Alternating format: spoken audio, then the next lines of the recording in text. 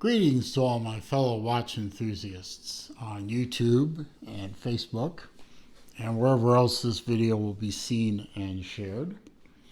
Saloon Driver once again bringing to you another unboxing and review of my birthday present, I guess you could say.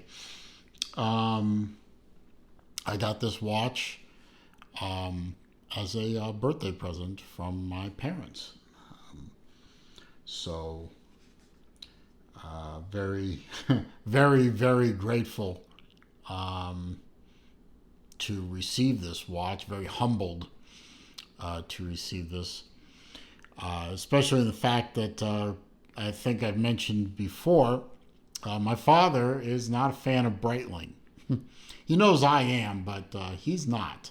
So the fact that he did this for me is doubly impressive and humbling. But it is a very unusual watch. It's a watch I've had my eye on, a version of it, for a while. My dad gets Gray & Sons catalogs every month.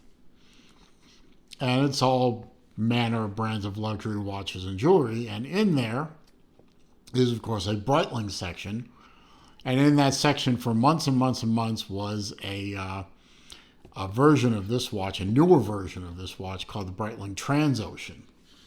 There's a bunch of different Transoceans. This is the Transocean Chronograph Unitime. It is both a chronograph and a world time watch. And upon opening up the rather substantial box, you are first greeted by a lot of stuff. I'll just go through it real briefly. Now, this watch is not new. I didn't get this new. This is a new to me watch, but it's not. It is a previously owned watch. A rear cover protector, the Breitling hang tag. You have the owner's manual in multiple languages, teaches you how to set the watch. In here is the stuff that you mail back, or one of the things you mail back as part of the registration process, which the previous owner evidently never did. And it's a pre-addressed and stamped watch envelope. And then you get a little wallet with the COSC certification, which is upside down. You can see it is a certified Swiss certified chronometer, and it follows under the Contrôle Officiel Suisse des Chronomètres. Sorry, I speak two languages, English and bad English. So if my pronunciations are off, I'm sorry. And of course, international warranty booklets in a multitude of languages. In here, in the inside the outer box, we have a beautifully manufactured inner box. Burled wood, just like an old Mercedes-Benz dashboard. Beautiful piano finish. Inside there, this is like one of those Russian doll figures where they just nest doll after doll inside each other. You have a very nice watch case, which can double as a carrying case or travel case. We finally get to the watch. This is the earlier version of the Transocean Chronograph Unitime. Whoops. Well, that's not going to look good for the next owner. There may never be a next owner. Anyway, we'll put that away. So what you got here is a very, very large watch. We'll get to all that in a minute. With a world time dial nested inside, a 24-hour numeric track indicator goes from, let's see, 0 over where? Where is there? 24, 24 or 0, all the way up through, back to 24 again. The main difference between this one and the newer version is, on the newer versions, this blue half moon shape here that indicates nighttime is not blue. It's white, or dial color. So they did away with that. I actually prefer this one because it differentiates between day and night. I can look real quick here and see that in the New York time zone at noon, it's 12 o'clock, or close to 12 o'clock, noon. But if I was maybe going to call somebody in, is that Paris there? Paris? It would be 1800 hours in Paris. So, and of course Moscow and all the major time zones are, let's say, Tokyo is right there. Is that Tokyo? Yep, Tokyo. Or Macau is there. Auckland. Is Macau there? I thought I saw Macau. Beijing. Bangkok. Auckland. Honolulu. Los Angeles. Anchorage. So, all the major time zones are represented. And it's very easy to work with, and it does all the math for you. Once you set the watch, let's say I'm traveling. Let's say I fly across country and I fly out, although God knows why I would ever want to. Let's say I fly out to California, which is right here. I don't have to do anything else other than pull the crown out to the first position and turn it. And turn it clockwise in this case until the Los Angeles comes up to the top. And you can see it drove the hour hand back 3 hours. And I can drive it forward again to New York time. Or let's say I'm going to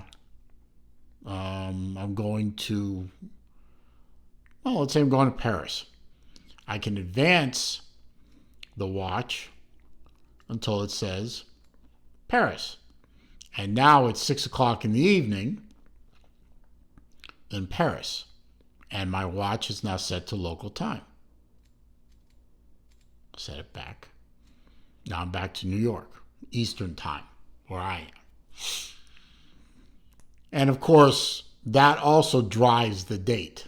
There's no real quote-unquote quick set per se. The driving of the time zone track will drive the date as well. So if I needed to change this thing from the 30th to the 1st at the end of a month that only has 30 days, I would drive this thing around until it came up to the 1st, and then set to local time wherever I am, which in this case is East Coast time, and I'm done. So that's the world time aspect. And of course, if you keep an eye on this subdial here at the 9 o'clock, the movement is also hackable. So, pulling out 2 times, obviously, you can set the time independent of the time zone wheel. You also have piston-style pushers. This one obviously starts and stops the chronograph. You have your chronograph second hand here, chronograph minute here, chronograph hour here, and there's your date window at the 4 o'clock. And as you can see, if you watch the chronograph second hand, if you stop it and then start it again, there's no jump, because this movement uses a vertical clutch, and that allows for non-start and stop jumping. And we'll let this thing run, and you'll see the minute hand for the chronograph doesn't just sweep over to a 1 minute registry, it clicks over. And you can see it's a 30-minute registry here. It's a 12-hour registry here for chronograph hours. Now let's watch the chronograph seconds come up to the top. Watch this hand. It will click over instead of sweep over. Click. I like that. It makes for a very positive look to the watch. And if you stop it, you use this hand to reset, and it's a flyback. So it just resets to 0. And of course, everything lines up because the watch is in excellent shape. Back of the watch is a solid case back with lots of not English language on it. Very thick band. Now this watch is offered in different band colors. You can get, obviously, you can make, put your own on if you want. There's also an option for a mesh. I might change this for a mesh just to see how it looks. Kind of hard to find one in this size. We'll get to all that in a minute. Very thick leather up here. Thins out nicely where the holes are. And it's, nicely worn in. It's, this watch obviously wasn't a safe queen. It was worn. But it was worn so gently and beautifully that there's no damage on the flanks, no damage to the lugs. Everything is crisp. The case back looks like it's fresh off the assembly room floor. Just beautiful. And a really, really great birthday present. So I got my sheet of facts here. And this we'll go over to give you the vital information about the watch. This is, as I said, the Breitling Transocean Chronograph Unitime. The specific caliber number is AB0510U0/A790. And then there is usually some 4-digit code after that, signifying the specific strap or bracelet that comes with it. I don't know that code for this one. As I showed you, this is a COSC certified caliber Breitling 05 movement. Swiss made, stainless steel case, stainless steel buckle, and you'll notice something nice. The old school Breitling logo, the winged bee, is on the buckle, but the newer B logo, if you can see it there underneath the hour hand, is on the watch face. And I also like the globe part on the watch face. Very similar to my Galactic Unitime that I have. Oh, this one focuses on North America instead of Africa on that watch, on the Galactic. This one focuses on North and South America. That's fine. Sapphire crystal. It is a boxed sapphire crystal with a slight dome to it, as you can see. Almost flat, but there is a bit of a dome there. Big watch. 46 millimeter case diameter. 15.4 millimeter thick. 24 millimeter lug. So to find a bracelet, a mesh bracelet, if I want to try that, to find a mesh bracelet that I like, that is not a very expensive Breitling, that's going to be not terribly difficult, but not easy. Lug to lug, I forgot to measure. I'll measure it later and put it in the description if I remember to do so. But it does have very short lugs for such a big watch. So 46 millimeter is about the limit of my wrist, 7¼ inch wrist. But it does wear nicely. I mean, you know it's there. Everyone around you will know it's there. It's not a shrinking violet type of watch. It's not going to disappear on your wrist. But it does fit very nicely. It doesn't look comical. But this thing is probably not going to fit anyone with smaller than a 7-inch wrist. And this watch really would look better if my wrist were bigger. But in order for me to get a bigger wrist, I have to get fatter, and my doctor would not like that. But overhead shot, it looks beautiful. Down the barrel shot, it fits nicely. Very comfortable. It is not a light watch, owing to the stainless steel nature of the case, but it's not unobtrusively heavy. Obtrusively heavy, I should say. I showed you the World Time bezel and the GMT ring and the chronograph movement. This watch dates from 2017. It is an older version. When you see this, it will be 2022 when you see this video. You can see it's got a signed main crown. The piston pushers are blank. So it is about a 5-year-old watch when I get it. It looks like it's brand new. It really does. I don't think it's ever been polished. All the edges are very crisp, very sharp. Doesn't look like any metal's been taken out of it. And whoever owned this before me, I don't know who you are. Probably will never know who you are, but it's beautiful. And thank you for selling it and getting it to a broker that sold it to me.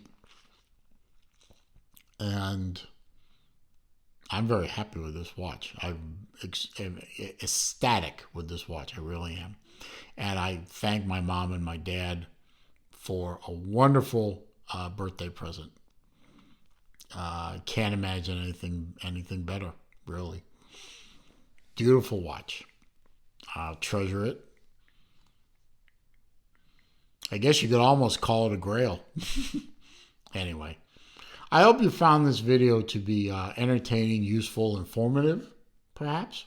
If you did, please click that thumbs up button for me. That does help with the channel. So help me grow the channel by doing the things that are needed. And one of those is clicking the thumbs up. Comments, questions, suggestions down below. I do read them all. I do respond to them all.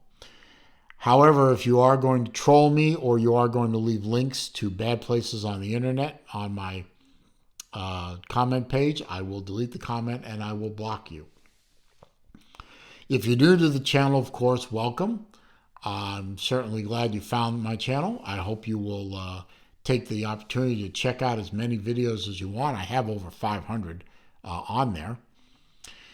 All I ask before you leave is please click that subscribe button below the viewing window. And when you do, click the bell icon so that when I upload new material to the channel, you will be updated and alerted. And when I do live streams, which I do every Wednesday afternoon at 3 p.m. Eastern Time, or at other times during the week as time and opportunity avail themselves to me, you will be alerted to that as well. Meanwhile, as I always say at the end of my videos, it is a crazy old world out there, and it is going to get crazier. I have no doubt of that.